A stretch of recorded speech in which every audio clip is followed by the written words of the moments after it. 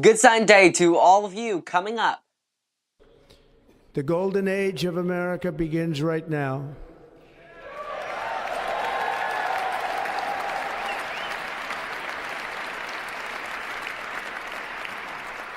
From this day forward, our country will flourish and be respected again all over the world. President Donald Trump speaking at length on Monday. We're recapping his inauguration and his first week as president. Plus, in your local minute, we'll discuss the Jonesboro police officer who was terminated after allegedly beating a detainee, now back in the spotlight. And Republican and Democratic governors are already sparring over the newfound Trump administration. BN Live starts now. Brookland News Live begins.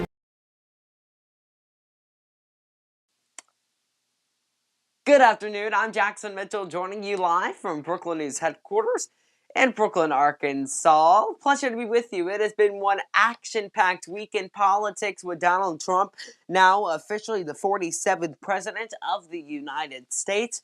We are going to recap this week and get you ready for the week ahead in just a moment. But first, look at that iDrive Arkansas camera on the right side of your screen as the soon to turn dark here in there in Jonesboro. You can see it's gotten darker at least in the last little bit. But I'll tell you, traffic not too bad right now. We'll look at that 7-day forecast for you though, where it stands. It's expected to get hotter, so that is going to be the good key highlight of today's edition of Being Live. Monday, high of 47, low of 31. By Tuesday, we're reaching the expected high of the entire week.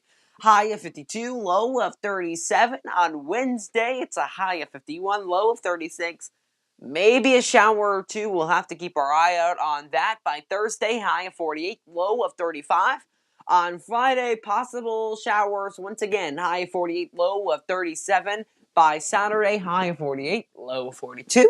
And on Sunday, high of 44, low of 33. So, temps expected to get hotter. That is what's going to be key here. Back live there at that iDrive Arkansas camera on Interstate 555. There at that East Nettleton Avenue exit, you can see traffic not too bad at all. I mean, if you're like me, personally, I'd like to stay indoors and just stay nice and warm. I'll tell you, it feels good here in the studio. I've got it heated up pretty well as we go through tonight's broadcast. Switching gears now, though, to the president's plans for his second term. He broke it all down in his inauguration address on Monday. Take a look. The golden age of America begins right now.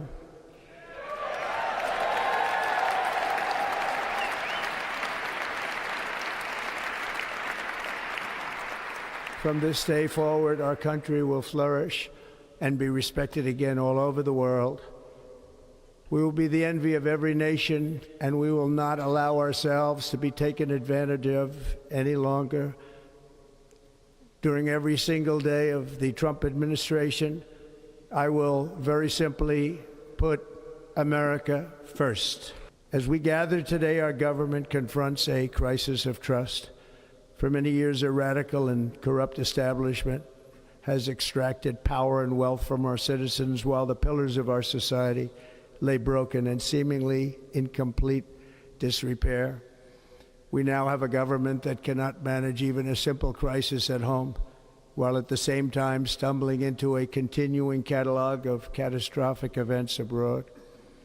It fails to protect our magnificent, law-abiding American citizens, but provides sanctuary and protection for dangerous criminals, many from prisons and mental institutions. Under my leadership, we will restore fair, equal, and impartial justice under the constitutional rule of law. I will also end the government policy of trying to socially engineer race and gender into every aspect of public and private life. We will forge a society that is colorblind and merit-based. The official policy of the United States government that there are only two genders, male and female.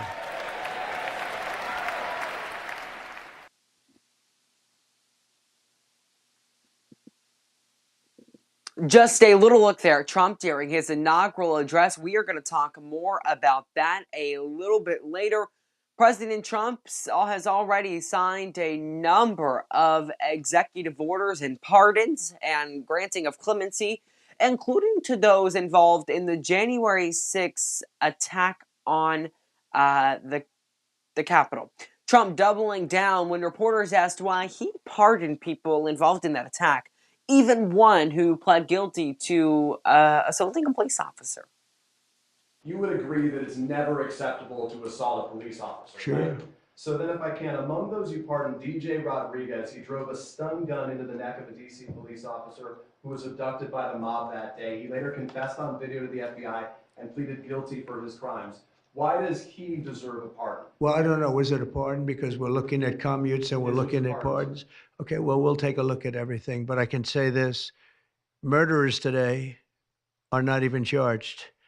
You have murderers that aren't charged all over. More than 400 of the people that you pardoned, though, assaulted officers. So I want to ask you about the Vice President, J.D. Vance. He said, this is a week ago, he said, if you committed violence on January 6th, obviously you should not be pardoned. Why is your Vice President wrong? Well, only for one reason. They've served years in jail. They should not have served, excuse me, and they've served years in jail, and murderers don't even go to jail in this country. And we had 1,500. We have 16 under review. As you know, we commuted about 16 of them because it looks like they could have done things that were not acceptable for a full pardon. But these Sources are now reporting that the White House could be scheduling to host some of those January 6 convicts. And that's going to be interesting. We're going to watch it play out. Lauren Boebert, Republican representative in the House, saying she would even be open to offering these convicts a tour of the Capitol. Been locked up. I was on a news interview and someone was asking Trennis, one of our January 6 hostages that's on federal probation until President Trump signed the pardon, and she asked him if he regretted January 6th, and I stepped in and said, you know what I regret? I regret what the media did to lie about the events of that day. I regret that the American people weren't allowed to know how many federal agents were present in the crowd. I regret that the tens of thousands of hours of footage that was recorded at the Capitol was not released immediately to the American public. I regret the livelihoods that were lost. And you know, I'll be the first member of Congress to offer them a guided tour in the Capitol tonight. God bless y'all. Thank you. Lauren Boebert there, the Republican representative in the House. Keeping on tracking the first 100 days of the Trump-Vance administration, Trump has already signed dozens of executive orders, including one that would remove diversity, equity, and inclusion from the government, another that would declare a national emergency at the southern border, and much more. Plus, a bishop under fire after directing her comments to Donald Trump. We're talking all about that when we return, leaving you out on this shot here on I-555.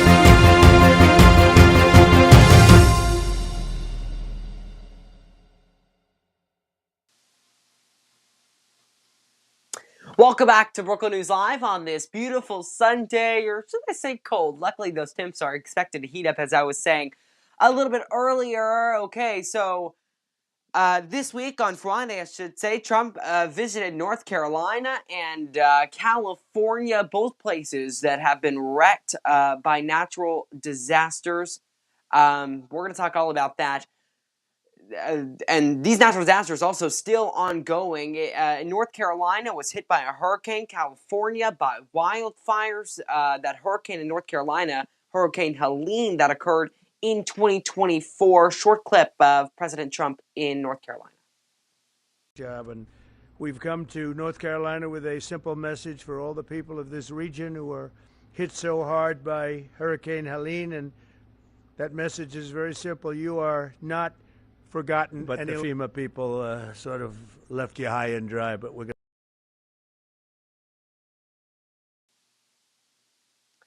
Okay, that was Donald Trump on Friday. Also, as I was saying, he visited California, but before that, while in North Carolina, Trump suggested dismantling FEMA. I'll also be signing an executive order to begin the process of fundamentally reforming and overhauling FEMA, or maybe getting rid of FEMA. I think, frankly, FEMA is not good. I think when you have a problem like this, I think you want to go and, whether it's a Democrat or Republican governor, you want to use your state to fix it and not waste time calling FEMA. And then FEMA gets here and they don't know the area. They've never been to the area. They cost a tremendous amount of money. It's very bureaucratic, and it's very. Trump also visited California with a similar roundtable situation, as you just saw there in North Carolina. And during that roundtable discussion, a heated moment broke out when Los Angeles Mayor Karen Bass and Donald Trump got into a little bit of a fuss. It all occurred when Trump pressed Bass on how quickly residents could rebuild and remove debris off of their property. And I must note they have had an interesting relationship over the last few years, as Trump has made claims that their problem is that they are not having water flow from the north side of the state to the south side of the state where these wildfires have occurred. And that is why the hydrants went dry during this entire wildfire outbreak. During all of this, California state officials have claimed that that is simply not something that could occur.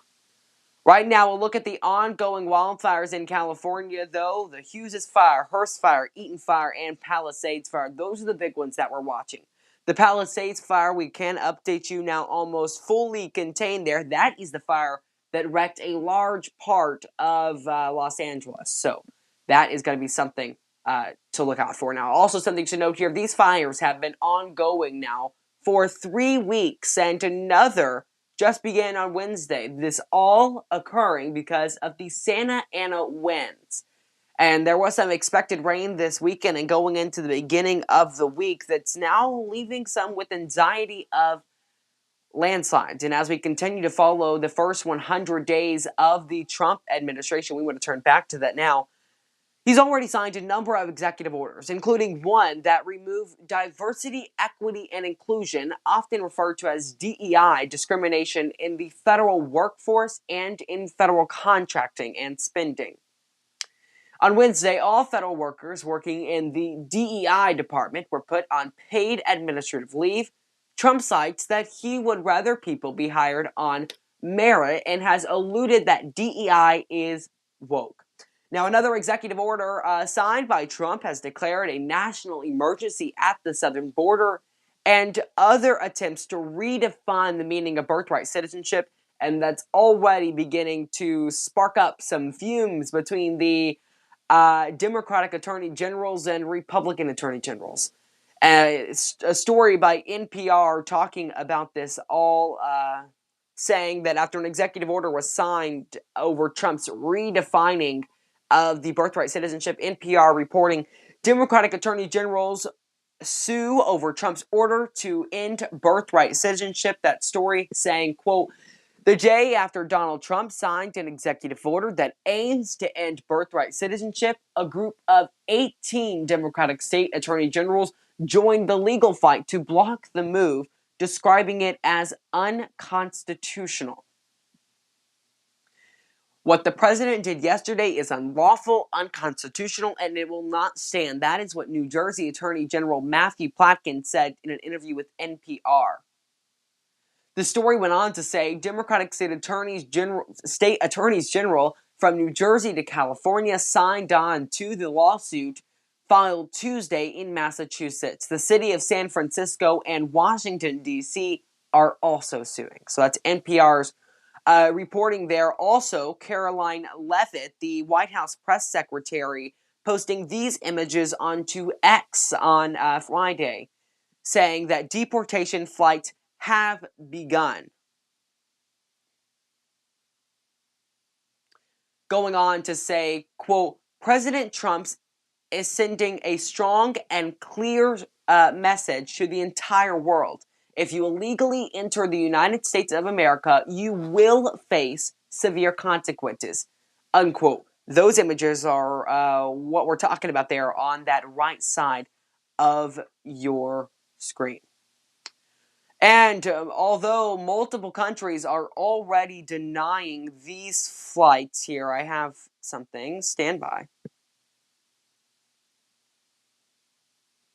Multiple countries are already denying these flights. The New York Times reporting earlier today that now Colombia is refusing a number of these flights, and also Reuters reporting that Mexico is now refusing these flights as well. And I just want to get to that really quickly because Donald Trump reacted a little bit earlier when this news was coming in about Colombia on Truth Social, as it's kind of putting a halt in Donald Trump's plan for these deportation flights. I'll just read it off my phone here.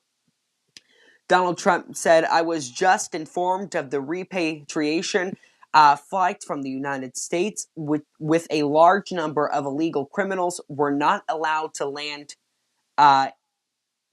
in Colombia. This order was given by Colombia's socialist president, Gustavo Petro, who is already very unpopular amongst his people. Petro's denial of these flights has jeopardized the national security and public safety of the United States. So I have directed my administration to immediately take the following urgent and decisive retaliatory measures. And it goes on to list a few things, and I'll just read off all of them, really. It says emergency 25% tariffs on all goods coming into the United States. In 1 week, the 25% tariffs will be raised to 50%. A travel ban, an immediate visa, I should say, revocations on the Colombian government officials and all allies and supporters. Enhanced customs and border protection inspections of all Colombian nationals and cargo on national security grounds. IEEPA, Treasury, banking, and financial sanctions to be fully imposed. He says these measures are just the beginning. That all comes after they refuse some deportation flights. And meanwhile, when we go to the Republican governor side of things, in a Fox News opinion, kind of sticking on the same topic here, Governor of Arkansas Sarah Huckabee Sanders outlining what she says is the Republican governor is the fact that Republican governors can't wait for the new administration to begin. It already has begun now, but this written a little earlier, right before it all began on Inauguration Day, saying here, for Republican governors around the country, this moment couldn't come soon enough. The last 4 years of the Biden-Harris presidency have been disastrous for our country. And it says where that administration failed, governors have had to step up on the economy, the border, and public safety. And I apologize here, I'm just trying to get my paper copy of this all out here. She goes on to write, we are ready to have a partner and a fighter back in the White House. Not long after I took office in 2023, Biden's border crisis reached its peak with thousands of illegal immigrants crossing into our country daily. Arkansas joined other Republican-led states to send National Guardsmen to the southern border to assist our friends in Texas. I traveled that summer to thank our Guardsmen and get a first-hand look at the devastation, a first-hand look at the at the Biden border crisis. I apologize about that. She goes on to write, what I saw and heard was heartbreaking. National Guardsmen were sweating it out in temperatures exceeding 100 degrees. Enough fentanyl was flowing across our border to stop every American's heart many times over. And the migrants whom President Joe Biden was purportedly helping were often dying of exhaustion in the desert. So that's Sarah Huckabee Sanders in a Fox News opinion. So all really so interesting when it comes to when we talk about what Trump has now done with the border, what he's planning to do, and now I guess you could say the kind of halt being pushed on some of his plans. We're going to watch it all play out. When Be Line's return, your local minute, plus what a bishop said directed at Trump and much more. That's all when we return in just a moment.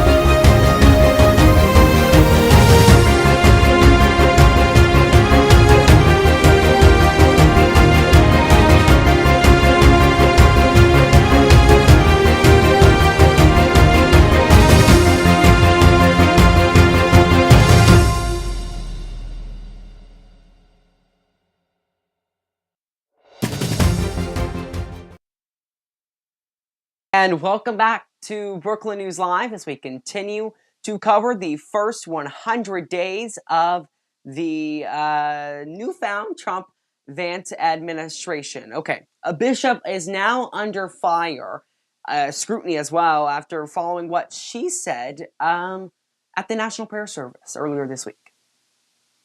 Let me make one final plea, Mr. President. Millions have put their trust in you. And as you told the nation yesterday, you have felt the providential hand of a loving God. In the name of our God, I ask you to have mercy upon the people in our country who are scared now. There are gay, lesbian, and transgender children in Democratic, Republican, and independent families, some who fear for their lives. And the people who pick our crops and clean our office buildings, who labor in poultry farms and meat packing plants, who wash the dishes after we eat in restaurants and work the night shifts in hospitals, they may not be citizens or have the proper documentation, but the vast majority of immigrants are not criminals.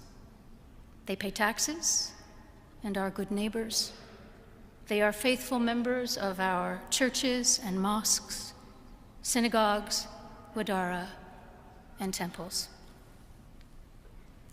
I ask you to have mercy, Mr. President, on those in our communities whose children fear that their parents will be taken away, and that you help those who are fleeing war zones and persecution in their own lands to find compassion and welcome here. Our God teaches us that we are to be merciful to the stranger, for we were all once strangers in this land. May God grant us the strength and courage to honor the dignity of every human being, to speak the truth to one another in love, and Democrats now praising her. Meanwhile, Republicans are attacking Reverend Mary and Buddy, the bishop, in that video. Trump reacting on Truth Social, saying this. He calls her a, quote, radical left hardline Trump hater. the Reverend reacting to the newfound fame in an interview with MSNBC here. It struck me that I was missing one, and that last one was mercy, to have mercy and compassion. And rather than state it in sweeping terms, I thought I would acknowledge to the president, acknowledge that he had come to the highest office of the land, that he had millions of people had entrusted him with this power. And I wanted to make, as you heard, a plea, a request that he broaden his characterization of the people that are frightened now. We're in a particularly harsh moment now when it comes to conversations around immigrant populations in our midst, and so that was the reason for the tone I took now. But it could have been a very different tone in a different context, depending on how compassion needs to be manifest in a given time. I would simply say I was trying actually to encourage a different kind of conversation, that you can certainly disagree with me, you can disagree what I've said or did, but could we as Americans and fellow children of God speak to one another with respect? I would offer the same to you. I would listen to your views and I would honor them, but we don't have to go to the highest extremes of contempt when we. You know, I like her idea of this so-called new conversation that she tried to bring up. And I'm not saying that the conversation she brought up is the one that I would agree with or disagree with. But I liked her at the end of that MSNBC reaction where she's saying that she would listen to your conversation whether she agrees with you or not. And I just think that's key, considering that there's so much division in this nation. And for people to just understand that it's okay to disagree, agree to disagree, but also that you can still hold a relationship with a person even if you completely don't agree with them at all. Your local minute is up next. Brookland News Live returning here and back in just 60 seconds.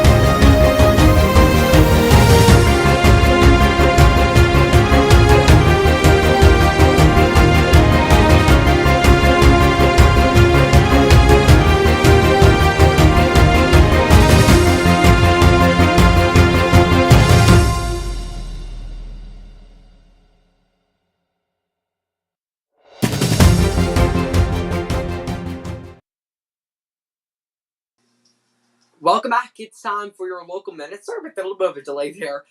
A now terminated Jonesboro police officer is back in the spotlight after turning himself into the Craighead County Detention Center on Tuesday.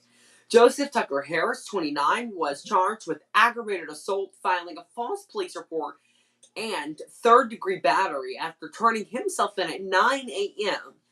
on Tuesday. By 9:40, Harris had bailed out on a $15,000 cash surety bond. It all comes after he was fired after allegedly beating a detainee identified as Billy Lee Corum.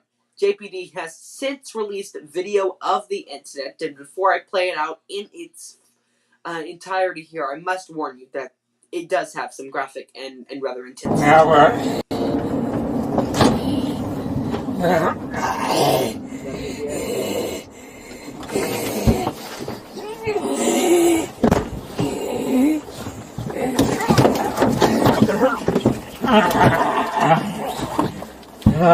Fucking idiot. He's trying to kill himself.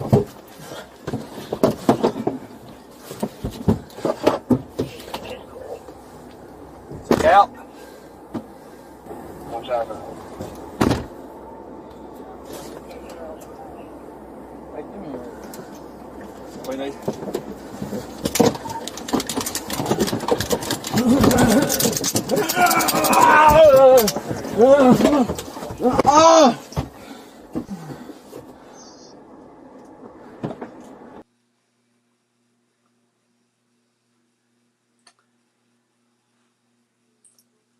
Okay. KIT, the local news organization here in Northeast Arkansas, went knocking on his door. I want to play that video for you now.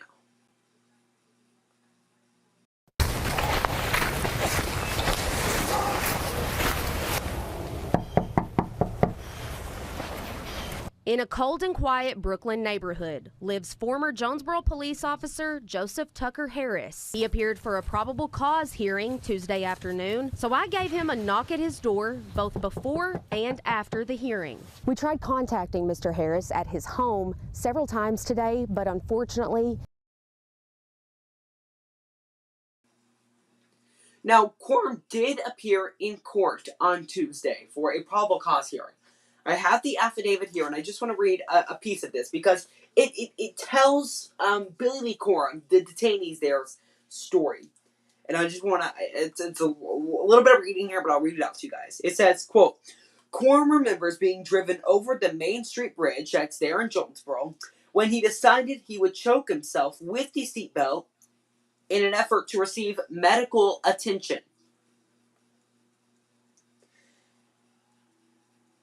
Quorum never lost consciousness, and he felt the vehicle come to a stop. After reviewing Harris's patrol vehicle dash backseat video footage, Harris's vehicle can be heard slowing down, and Harris says, quote, "You're about to get your AB." Harris then opens the driver's side of rear door, and Harris delivers 4 closed fist strikes and 6 elbow strikes to the left side of Quorum's face head area while calling Quorum an effing idiot. Harris then unwraps the seatbelt from around Quorum's neck. Harris then closes the vehicle door on Quorum's head. Harris opens the rear driver's side door and a second time and rubs Quorum's chest with his fingers, I should say. Harris then removes what appears to be an ASP baton from his duty belt and begins forcefully pressing the end of the baton into Quorum's sternum approximately 15 times until Quorum lets out a groan and appears to be conscious. Quorum described this pain as, quote, excruciating stabbing pain, unquote. Quorum's head was again hanging off the side of the rear passenger seat as Harris attempted to close the door. The first attempt to shut the door was unsuccessful due to Quorum's head being between the seat and the door. Harris appears to look inside the vehicle and close the door for a second time, pinning Quorum's head between the door and the seat. Quorum described this second door slam as the worst pain he endured during the incident. Quorum thought that his skull had been cracked. Quorum stated the second door slam jarred his neck, and he feared his neck was broken. After arriving at the jail, Quorum stated Harris, quote, flipped his rocker, became very aggressive, and wanted to beat my A-word, unquote. Harris then struck Quorum in the face while he was still in handcuffs. Quorum said Harris's punch did not make good contact, but he was struck in the left side of his face. This second incident at the jail was not documented in Harris's incident report. The report rather states, quote, suspect 1, Quorum Billy, eventually woke up and was transported to the Craig County Detention Center with no further incident.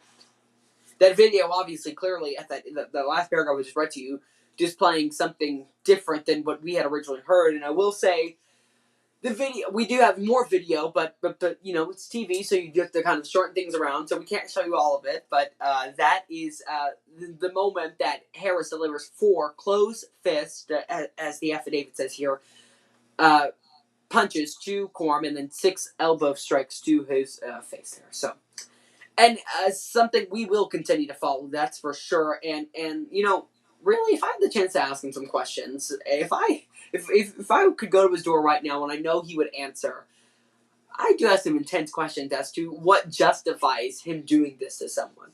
And I would like to note, earlier in that video, it's about 11 minutes long, that's what the JPD has released. Earlier in that video, Quorum continues claims that he has fentanyl inside of him, although he had been checked by the St. Bernard's Medical Center and released and was heading to the Craighead County Detention Center there. So, the officer there, Joseph Harris, is expected to appear in court again sometime in February. BN will continue to follow this story.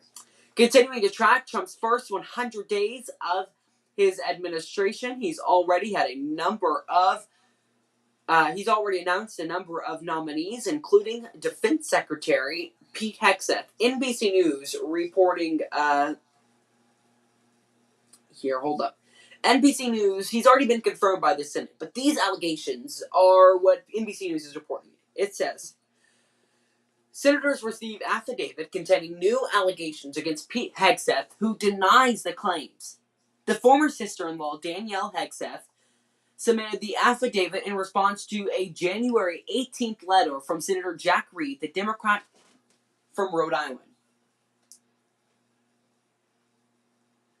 seeking, quote, a statement attesting to your personal knowledge about Mr. Hegseth's fitness to occupy the position. Reed said in a statement Tuesday, quote, as I have said for months, the reports of Mr. Hegseth's history of alleged sexual assault, alcohol abuse, and public misconduct necessitate an exhaustive background investigation. I have been concerned that the background check process has been inadequate, and this sworn affidavit confirms the fact. Danielle describes in the affidavit allegations of volatile and threatening conduct by Hegseth that made his second wife, Samantha Hegseth, fear for her safety. Among the allegations are that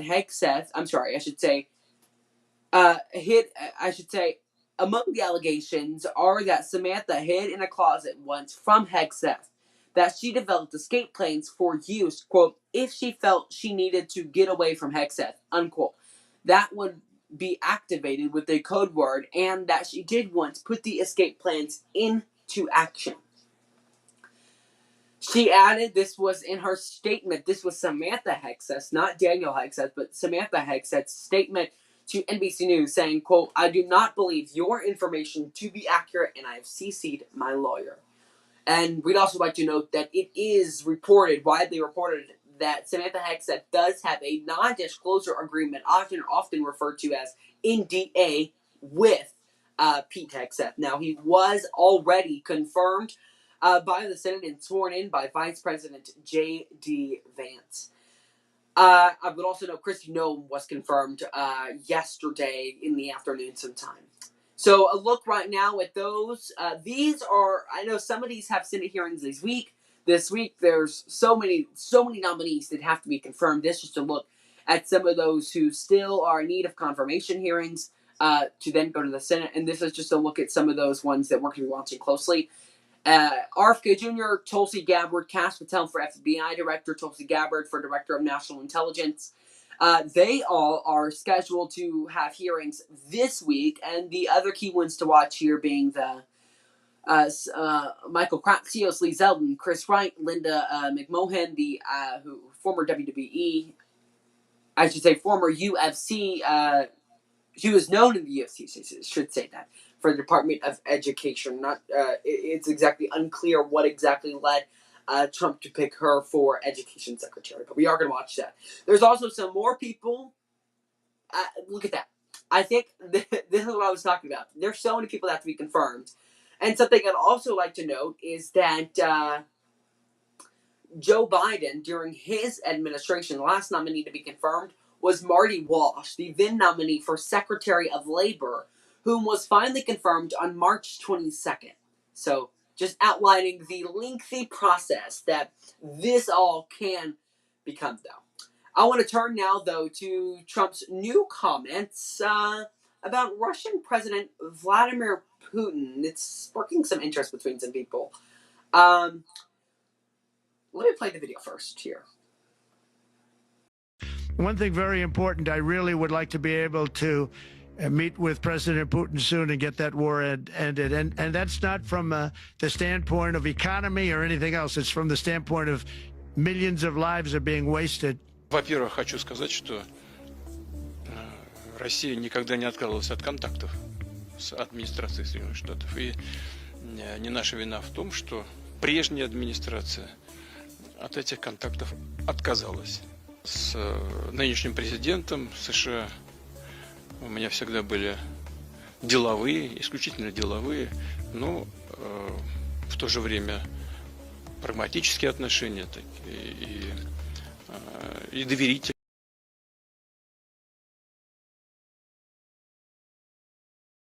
Putin said there, because I'm not sure if you could hear and understand it all, because I know we had our graphics there affecting what he said there. Let me put the graphics in really quickly here, and then we'll...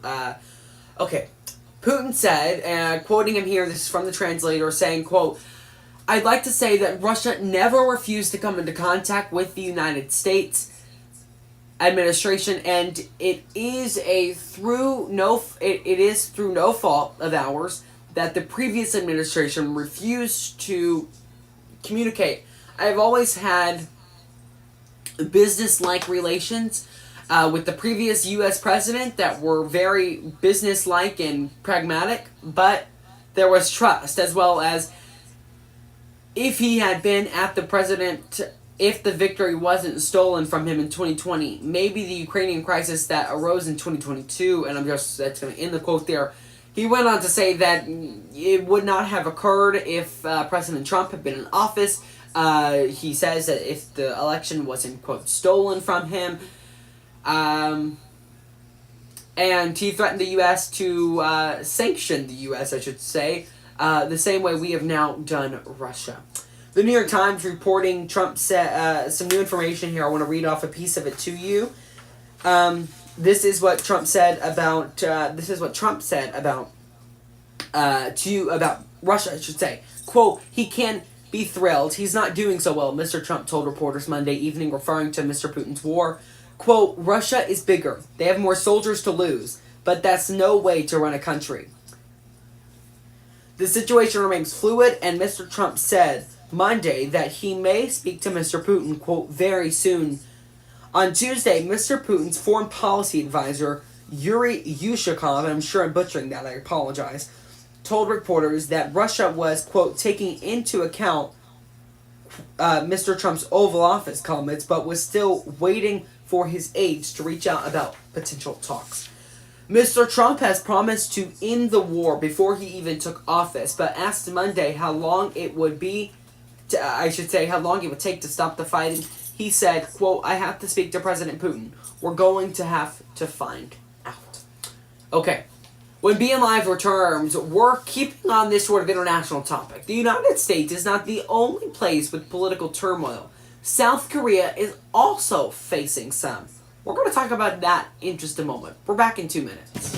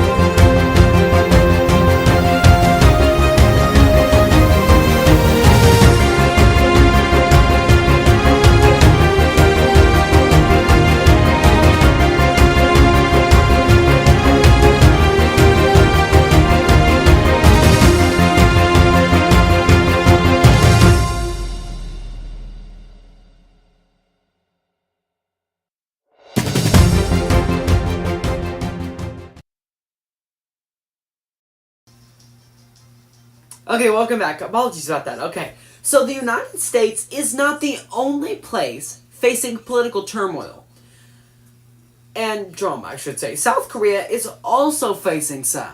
You may have heard about this, but the leader of, or president, I should say, of South Korea, Yoon Suk Yeol, has been impeached and arrested over his December 3rd martial law decree that plunged the country into political turmoil, shook its financial markets, and hurt its international image.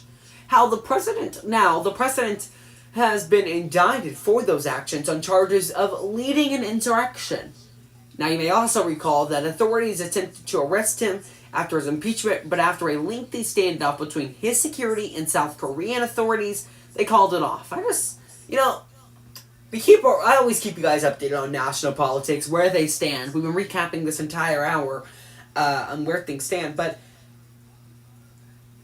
it's always nice to know about international politics as well. Okay, and I've got something else for you. Before I leave you, it's pretty big here. One moment, let me switch it around here.